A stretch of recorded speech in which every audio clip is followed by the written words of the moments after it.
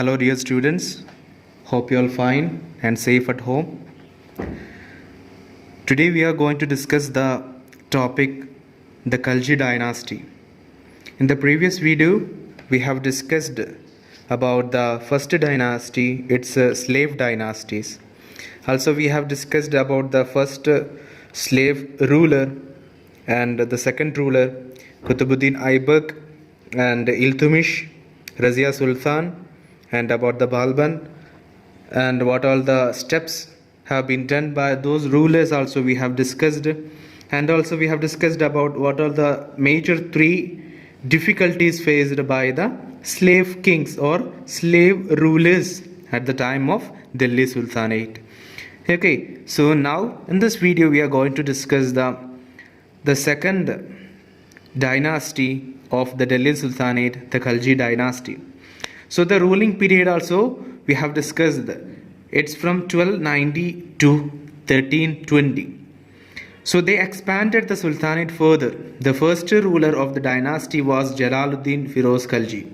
So they also expanded many places. It means that they holded many places for their ruling armies. Okay, so the first ruler of the Khalji dynasty was Jalaluddin Firoz. So the year or the period of his journey of his ruling period was 1290 to 1296.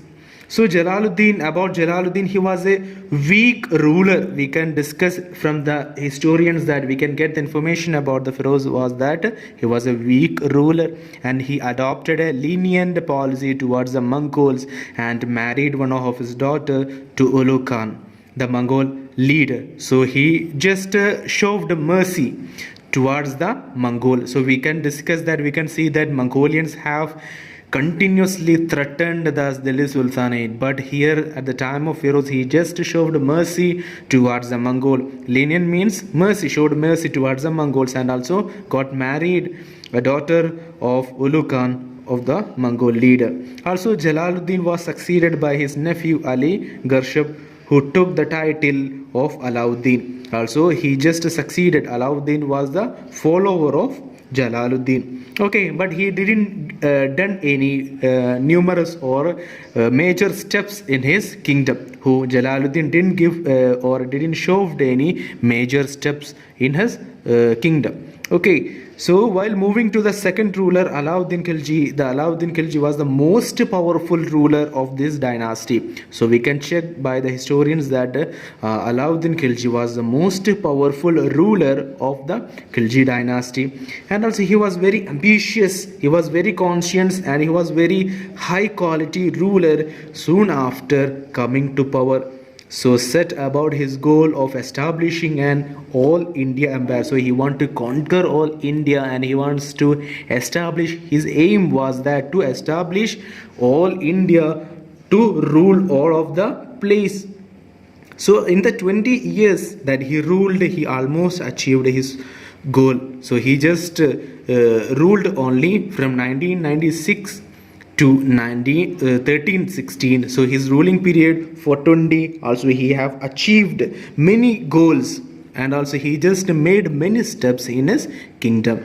Okay, and also the first major step is that he expanded his empire. He expanded the Khalji dynasty or the Sultanate empire. So the thing was that he conquered most places from Gujarat and Malwa in 1297. Also in between 1301 and 1303 he campaigned in Rajasthan and conquered the Ranthambore and Chittor. Also after conquering the Gujarat and Malwa, also he just come to seaports and also he conquered Rajasthan and Ranthambore and Chittor. Okay, and also while he just what he have used to do that is he just used to send the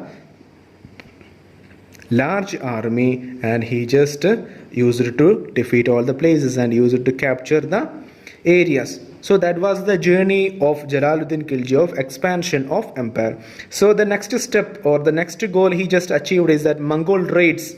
So there were series of Mongol raids. We have discussed Mongolians were usually used to threaten always to the Delhi Sultanate, and what he have done. So many series of Mongol raids during Alauddin reign, Alauddin's ruling period. Many Mongol raids were came to his kingdom. So Alauddin undertook various measures to counter the Mongol effectively. Some of these measures were as follows. New forts were built. So after founding the new forts, so he can understand that at the time of coming of Mongolians, and the army was reorganized. He was again give some efficient power, efficient ruling capacity, efficient important points also he have given for the army. And the frontier provinces were placed under efficient commanders, and in the fort which he have provided, or which he built in the fort, he just placed the efficient commanders, efficient soldiers he provided, or he just undertook or placed the good commanders in the near the fort. So he can understand that though if they are good, so there is no any chance to coming of Mongol to his kingdom. The Mongol will not raid his kingdom. He just involved that in that. So that is the major two important goals he have done. And we can check what are the administrative powers or administrative reforms. Reforms means changes done by the Alauddin Khilji. So we can check. The first one is that he kept a strict control over the provinces. So he just kept a strict control. So there should not be any discrimination. There should not be any another goals should not be included in the administration. So he showed a strict control.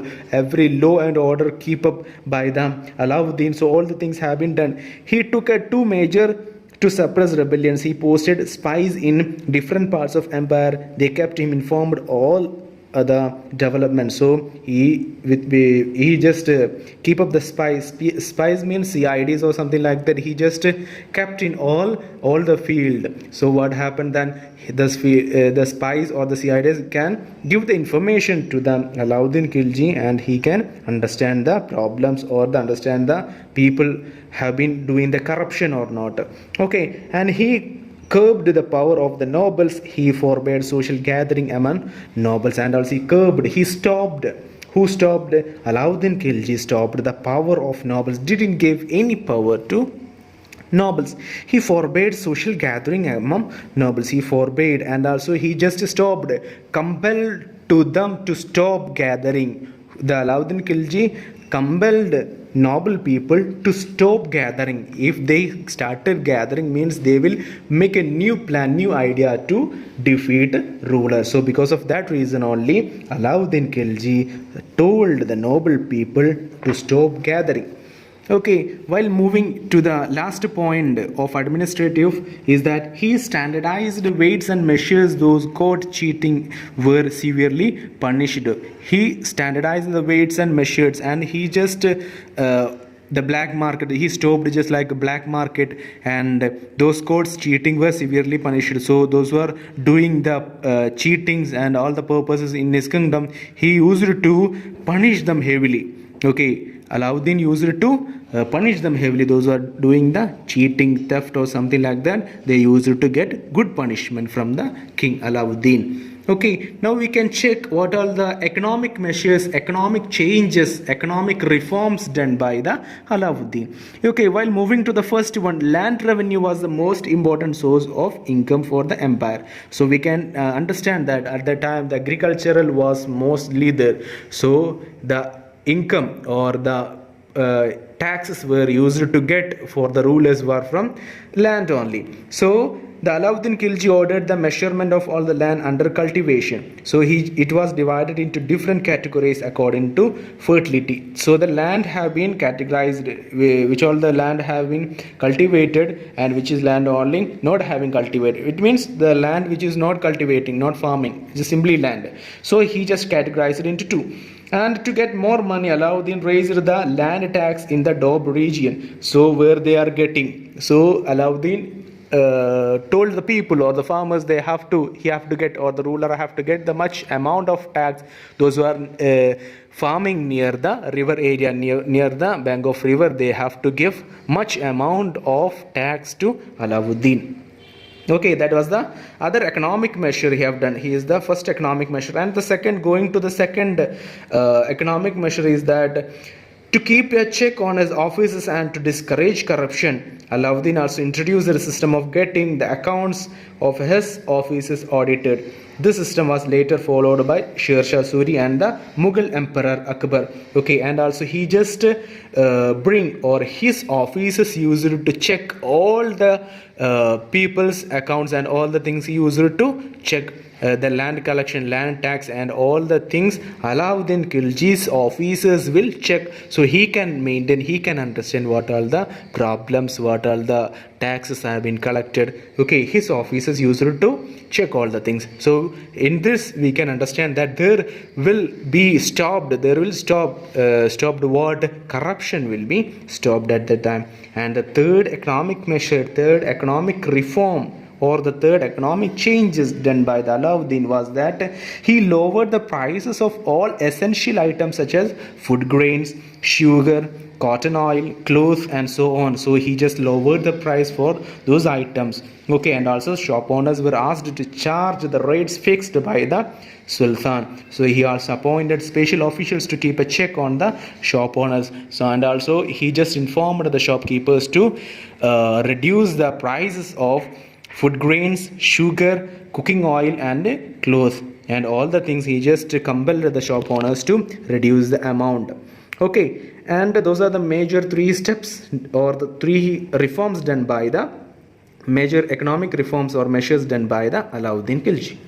Next, moving to the reforms in the army, apart from the economic, apart from the administrative, Alauddin Khilji also done in changes in the army. We can check what all the changes he have done. Alauddin paid his soldiers in cash. So before the rulers have been used to give just like land, just like food grains, or like that used to give. But here Alauddin started to give to his soldiers as a cash. Okay, and also he started branding horses to prevent substitution of good horses with inferior ones. And also before the rulers have been taken didn't categorize any horses just like this good one, bad one, or just like that, didn't categorize it. But Alauddin have been categorized the branding horses. Okay, branding horses, which is going fast, which is going slow, which is going medium, just like that. He just categorized and branded the horses. A full description for each soldier was also kept. He just maintained a full description, just like a chain or something like that. He used to give to his soldiers, and in that chain all the description, his name, his date of birth and place, all the things should be mentioned. That full description can be seen from the chain of army.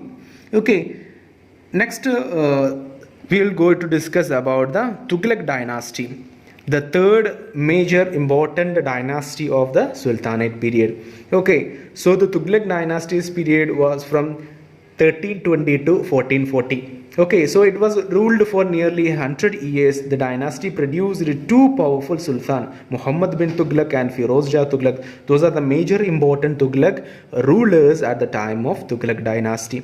We can go through the first ruler of Tughlaq dynasty. So it is Ghiyasuddin Tughlaq was the major important one, okay, of the first Tughlaq ruler. So his period, the Ghiyasuddin's period of ruling was 1320 to 1325.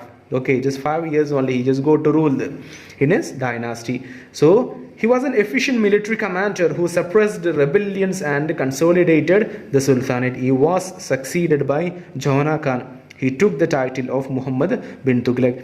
The Ghiyasuddin Tughlaq was the follower of Muhammad bin Tughlaq. Ghiyasuddin, we can check by the historians or from the books, we can understand that he was a good ruler, good efficient ruler, but he didn't give any more changes to his kingdom or to his ruling area. Okay, Ghiyasuddin didn't give any good effort or good changes. Didn't give. He was a good person or good ruler, but he didn't give any good changes to his area or to his kingdom.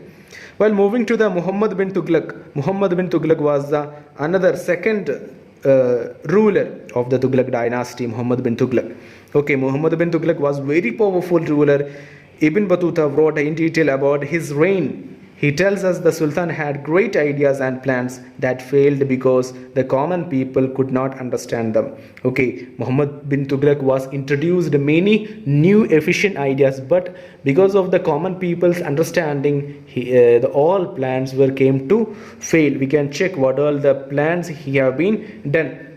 Okay, the first planning, taxation in the Doab. Doab means the area where the riverside or the pond side, we can say the Doab. So the people or the farmers who are living near the Doab, they used to give extra tax or more tax. So Muhammad bin Tughlaq just wanted to expand his empire through conquest. This meant a large army and increased resources to pay the army.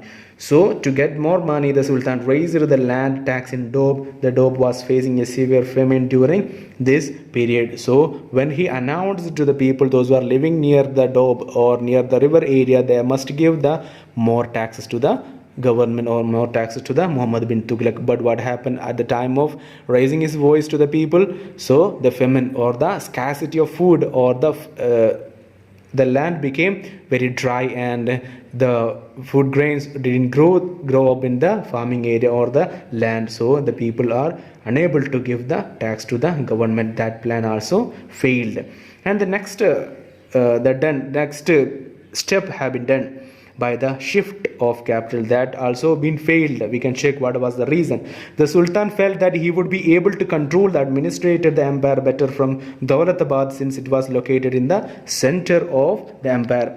So he just changed the capital from Delhi to Devagiri and Devagiri to Daulatabad. So between changing the capital to here and there, it also made problem. Okay, he wanted to bring a large army to Devagiri, Delhi to Devagiri and Devagiri to Daulatabad. It is a major issue. Okay, they want to give the salary, they want to give the money, they want to feed the food and all the things. So major expense have been got for the Muhammad bin Tughlaq. It also failed. And the Mongols were a constant threat to Delhi. Daulatabad, the Sultan thought, would be safe from attacks. Okay, and also he just thought that he will be safe. So always the Mongols used to come to Delhi and threaten the Delhi always, but he thought that he will be safe in Daulatabad. Okay, and Muhammad bin Tughlaq ordered the entire population of Delhi to move to Daulatabad. People did not want to leave their homes but had to obey the Sultan's order. But the Muhammad bin Tughlaq ordered the people to move to Daulatabad, but some of the people were not ready to move, because they have to leave their land, their home, to live there, all the things. And but firstly they didn't give permission to move, but afterwards they just obey the orders of Sultan. Okay, those are the major important points have been done by the Muhammad bin Tughlaq, but all the plans, all the ideas have been failed. Okay, next we can check the next another important point or idea or step done by the Muhammad bin Tughlaq. It was the introduction of the token currency. Before that, the people or the ruler used to give the silver coin or gold coin to the people, but here the Muhammad bin Tughlaq introduced a new coin or token currency. So some historians believe that Muhammad bin Tughlaq had plans to conquest in Central Asia, for which he needed more money. And other believes that there were worldwide shortage of silver during this period. The Sultan thus issued token coins, brass and copper, for the day to use. These coins had the same value as pure silver coins. Further, they could be exchanged for silver coins at the time from the royal treasury. So what happened? He just introduced a new coin. So he just told the people that the token currency or the introduced new coin will be similar to the pure silver coin. So what the people have done, the people have been make a duplicate coin from their home, and they use it to sell or give to the shops, and they just purchased just like a value of products or something like that, goods and services from the shops. Okay, so it also been failed.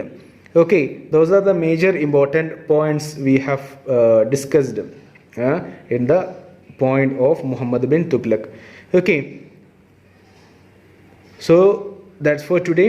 I hope you have understood the two major dynasties, the Tughlaq dynasty and Khalji dynasty. If you have any problem, any doubt, you can comment below. And if you haven't understand the coming videos, you can ask my WhatsApp number I'm giving in this. And if you have any problem, you can comment below. And bye for today. Thank you.